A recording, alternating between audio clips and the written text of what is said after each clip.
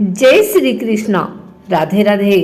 आइए सुनते हैं आज एकादशी पर गीता के 11वें अध्याय का महात्म। अर्जुन ने कहा, हे भगवान, मुझ पर कृपा करके अत्यंत गुप्त आध्यात्मिक विषयक वचन जो आपने कहे उनसे मेरा मोह दूर हो गया।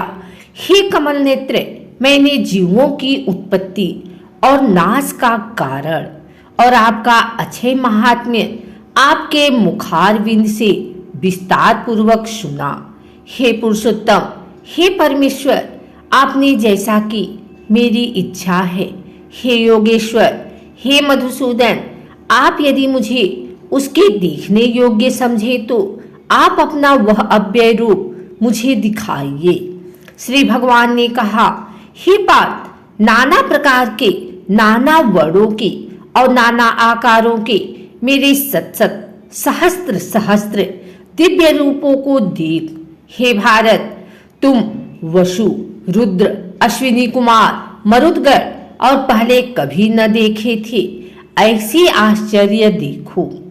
हे गुणकेश, चराचर सहित यह जगत देखो तथा और जो कुछ देखना चाहो आप यहाँ मेरी देह में देख लो, परंतु इन नेत्रों से मुझे नहीं देख सकोगे, इसलिए मैं तुमको दिव्य नेत्र देता हूँ, उनसे मेरा दिव्य रूप देखो। संजय ने कहा धृतराष्ट्र से, हे राजन, इस प्रकार के कृष्णचंद्र जी ने अर्जुन से कहा और उसको दिव्य दृष्टि देकर अपना अलौकिक रूप दिखलाया। उस विश्व रूप के अनेक मुख नेत्र थे, उसमें अनेक सुंदर सुंदर आभूषण तथा दिव्य आयुध सुसज्जित थे। देह पर दिव्य पुरुष दिव्य वस्त्र थे, दिव्य गंध शरीर पर लगे थे। उस समस्त आश्चर्य में अनंत देव के शब्द और मुख दिखाई देते थे। आकाश में यदि हजारों सूर्य के प्रभा एक साथ हो तो उस महात्मा की प्रभा एक साथ हो तो उस महात्मा की प्रभा की समता न कर सकेगी। उस समय अर्जुन ने देवाधिदेव के शरीर में अनेक प्रकार के विमल इस समस्त जगत को एकत्रित देखा। तब अर्जुन आश्चर्य से चकित हो गया, उसका शरीर रोमांचित हो गया।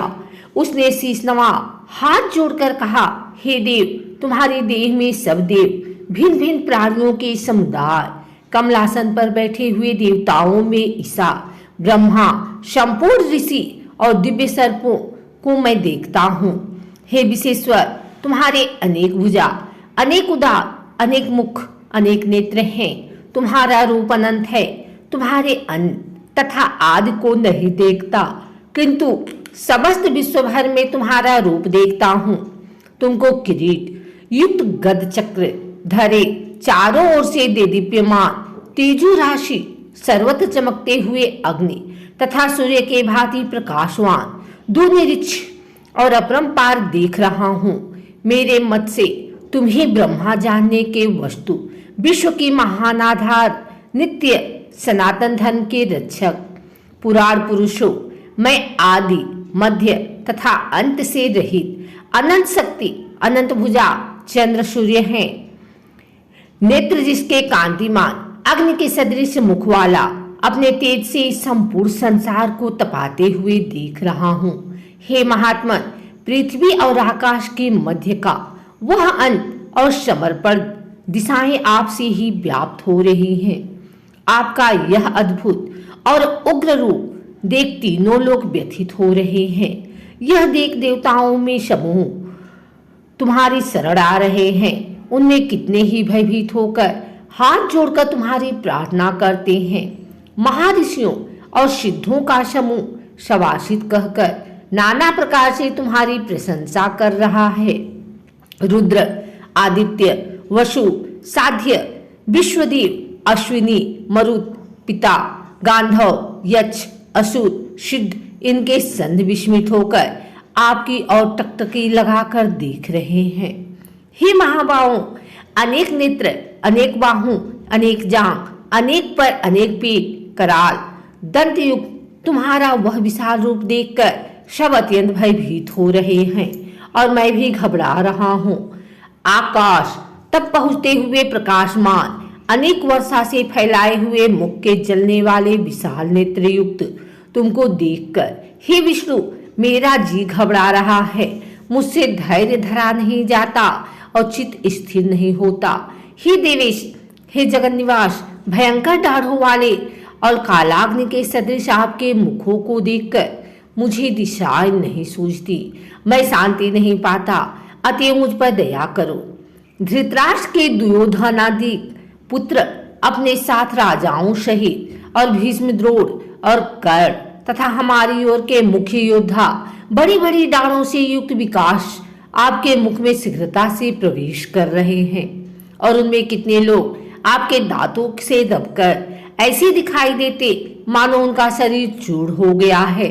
जैसे नदियों में अनेक जलधाराएं समुद्र की ओर बहती हैं, वैसे ही ये मनुष्य लोक के वीर आपके प्रज्वलित मुखों में प्रवेश कर रहे हैं। अग्नि में पत्ते जैसे गिरते हैं, ये सब लोग भी अपने नाश के लिए आपके मुख में बड़ी तेजी से प्रवेश कर रहे हैं। हे विष्णु, जलते हुए मुखों से चारों ओर से सब वीरों को निगलकर आप जीभ चाट रहे हैं।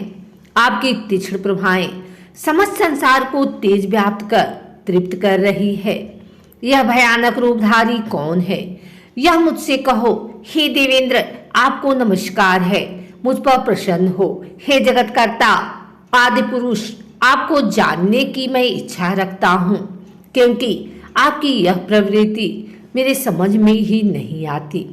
श्री भगवान बोले, संसार का नाश करने वाला मैं उग्रकाल हूँ, समस्त जनों का संहार करने के लिए आया हूँ।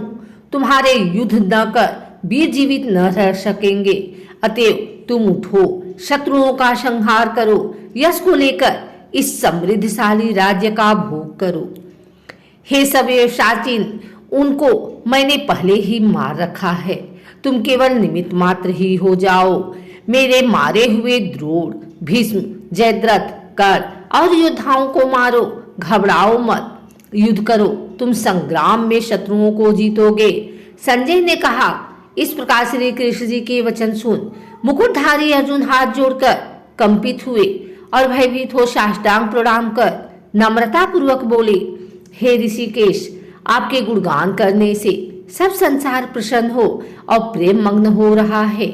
राक्षस डरकर दिशाओं की ओर भागते हैं और सिद्ध आपको नमस्कार करते हैं, सो ठीक ही है। हे महात्मन, हे अनंत, हे देवादिदेव, हे जगन निवास, ब्रह्मा से भी श्रेष्ठ हो। आपको देवता क्यों न नमस्कार करें। व्यक्ति आप हो और अव्यक्त भी आप ही हो, तथा इन दोनों से परे अक्षर भी आप ही हो। अनंत रूप आप आदिदेव हो, पुरातन पुरुष हो, विश्व के परमाधार हो, ज्ञाता हो और ज्ञेय हो। श्रेष्ठ स्थान आप हो, विश्व का विस्तार करने वाले आप हो। आप वायु, यम, अग्नि, वरुण, चंद्र, ब्रह्मा और ब्रह्मा जी के पिता भी हो। आपको नमस्कार है और फिर भी बार बार आप ही को नमस्कार है। हे सर्वस्वरूप, आप अनंत वीर्यवान तथा अतुल पराक्रमी हो, आप जगत में व्याप्त हो, इसलिए स्वरूप हो। तुम्हारी महिमा को न जानकर मैंने तुमको अपना मित्र मानकर हे कृष्ण, हे सखे ऐसा जो तिरस्कार से कहा हो, सो प्रमाद से अथवा स्नेह से हे अच्युत अप्रमेय रूप तुमसे इन बोलों को क्षमा मांगता हूँ, जो कि परिहास से विहार, सोने बैठने और भोजन के समय अकेले अथवा मित्रों के मध्य में तुम्हारा अपमान किया है। तुम इस अस्थावर जंगम रूप लोक के पिता, पूजन्य और महान गुरु हो। त्रिलोकी में भी तुम्हारे समान कोई नहीं है, तुमसे अधिक अतुल प्रभाव कहाँ से होगा। इसलिए स्तुत्य इस तुमसे सिर झुकाकर प्रणाम करके यही प्रार्थना करता हूँ कि मुझ पर कृपा करो। हे देव, जैसे पिता पुत्र के, मित्र मित्र के और प्रिय प्रिया के अपराध को क्षमा करता है, वैसे ही तुम मेरे अपराध को क्षमा करो। हे देव, पहले कभी नहीं देखा ऐसा आपका रूप देखकर प्रसन्न हूँ और भय से मेरा मन व्याकुल है, इसलिए वही पहला रूप मुझको दिखाओ और हे देवेश, हे जगन निवास, आप प्रसन्न हो जाओ। हे सहस्त्रबाहु, हे विश्वमूर्ति, मैं फिर आपको वही किरीट, गदा और हाथ में चक्र धारण किए देखना चाहता हूँ। श्री कृष्ण भगवान ने कहा, हे अर्जुन, मन प्रसन्न होकर यह तेजोमय, अनंत, आदि और विश्वरूप अपने योग के प्रभाव से तुमको दिखलाया है, जिसको तुम्हारे अतिरिक्त इससे पहले किसी ने नहीं देखा था। हे कौरवों में श्रेष्ठ, मनुष्य लोक में तुम्हारे सिवाय कोई वेदों के अध्ययन, दान, अग्नि, होमादि और घोर तप करके भी यह रूप धारण किया मुझको नहीं देख सकता। मेरा ऐसा भयानक रूप देखकर तुम व्याकुल और मूढ़ न हो, त्याग प्रसन्नचित होकर फिर तुम मेरा वही रूप देखो। संजय ने कहा, इतना कहकर श्री कृष्ण ने फिर चतुर्भुज रूप दिखलाया और सौम्य रूप धारण कर उस महात्मा ने अर्जुन को, जो भयभीत था, धीरज बधाया।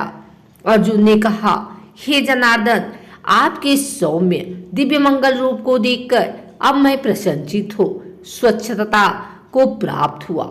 श्री कृष्ण जी बोले, हे अर्जुन, मेरा जो यह विश्व रूप के दर्शन की कांक्षा करते हैं, हे अर्जुन, जैसा रूप तुमने देखा ऐसा रूप को वेद, अध्ययन, तपदान व यज्ञ आदि कर्म द्वारा देखना भी असंभव है। हे अर्जुन, हे परतम, मेरा जो ऐसा विश्व रूप है, इसको मनुष्य अनन्य भक्ति द्वारा जान सकते हैं और तत्व ज्ञान द्वारा इसमें लीन हो सकते हैं। हे अर्जुन, जो कोई मनुष्य मेरी ही भक्ति के लिए कर्म करते हैं, मुझी को सर्वोत्तम मानते हैं, मेरी ही भक्ति रखते, सब सांसारिक संगों से मुख मोड़ चुके हैं, संपूर्ण प्राणी मात्र से बैर त्याग चुके हैं, वे ही मुझको प्राप्त हो सकते हैं। श्री नारायण जी बोले, हे लक्ष्मी, अब 11वें अध्याय का महात्म्य सुनो। तुंगभद्र नगर था, जिसके राजा का नाम सुखानंद था। वह श्री लक्ष्मी नारायण की सेवा करता था। वहां एक ब्राह्मण, बड़ा धन पात्र विद्यमान पंडित रहता था। उस ब्राह्मण का नियम था, नित्य गीता जी के 11वें अध्याय का पाठ करता था और पाठ भी नित्य श्रवण करता था। ऐसे ही सेवा करते करते बहुत सा काल व्यतीत हुआ। एक दिन राजा घर को गया। उस दिन बहुत अतीत देशांतर फिरते फिरते उस नगर में आए अतीतों ने राजा से कोई जगह मांगी। राजा ने बड़ी हवेली खुलवाई। वहां अतिथि उतरे। अतिथि बड़े प्रसन्न हुए। अमृत बोले, राजा मित्र उनके दर्शन को गया। राजा का बेटा भी साथ ही था, कई मंत्री भी साथ थे। राजा का पुत्र खेलने लगा। वहां एक प्रेत रहता था। उस प्रेत ने राजा के बेटे को मार डाला। चाकरों ने राजा को खबर की। राजा यद्यपि सेवा करता, कथा श्रवण करता था, परंतु पुत्र के मोह से राजा के मन में दुर्बुद्धि आ गई थी। राजा बोला, हे संत जी, आपका दर्शन हमको बहुत फला है। एक पुत्र था, सो भी प्रेत ने मार दिया। तब ब्राह्मण ने कहा, हे राजा जी, चलो देखें कहाँ है तेरा पुत्र। राजा, ब्राह्मण, महंत सभी वहां आए जहां राजकुमार मरा पड़ा था। तब ब्राह्मण ने कहा, अरे प्रेत, इस लड़के पर कृपा दृष्टि कर, जो यह लड़का जी उठे। मैं तुझसे गीता जी के 11वें अध्याय का पाठ सुनाता हूँ, तू श्रवण कर, इससे तेरा कल्याण होगा। अब तू अपने पिछले जन्म की बात कह। तब प्रेत बोला, मैं पिछले जन्म में ब्राह्मण था, इस ग्राम के बाहर हल जोतता था। वहां एक दुर्बल विप्र आया था, सो एक खेत में गिर पड़ा। उसके अंग के रुधिर निकला। एक चील ने उसका मांस नोच खाया। मैं बैठे देखता था। मेरे मन में दया न आई जो इस विप्र को छुड़ा दूं। इतने में एक और पंडित आया। उसने यह देखा, मुझे कहा, अरे हल जोतने वाले विप्र, तेरे कर्म चांडाल के हैं। निर्दयी, तेरे खेत के पास विप्र का मांस चील तोड़ तोड़ कर खाती है और तू देखता रह, छुड़ाता नहीं। सो मेरे श्राप से तू प्रेत योनि पावेगा। तब मैंने उसके चरण पकड़कर कहा कि मेरा उद्धार कैसे होगा। तब पंडित ने कहा, जब तुझको कोई गीता जी के 11वें अध्याय का पाठ सुनाएगा तब तेरा उद्धार होगा। प्रेत अपनी कथा कह चुका। तब विप्र ने राजा से पूछा। राजा ने कहा, इसका उद्धार कीजिए और मेरे पुत्र को जीवित करें। तब विप्र ने गीता जी के 11वें अध्याय का पाठ किया और प्रेत पर जल छिड़का। तत्पर प्रेत के देह से छूटकर देह पाई राजा का पुत्र सावधान हुआ। प्रेत श्याम सुंदर चतुर्भुज रूप होकर खड़ा हो गया। स्वर्ग से विमान आया, उनमें चला गया। राजा का पुत्र भी गीता जी के 11वें अध्याय का पाठ सुनने से श्री नारायण जी परायण हुआ। वह भी विमान में बैठकर बैकुंठ गया। तब उस ब्राह्मण से राजा ने गीता जी के 11वें अध्याय का पाठ श्रवण किया। मन में कहा, पुत्र पुत्री कोई नहीं, विरक्त होकर गीता जी का पाठ कर तुलसी में जल डाला करे। इस प्रकार राजा भी परम गति का अधिकारी हुआ।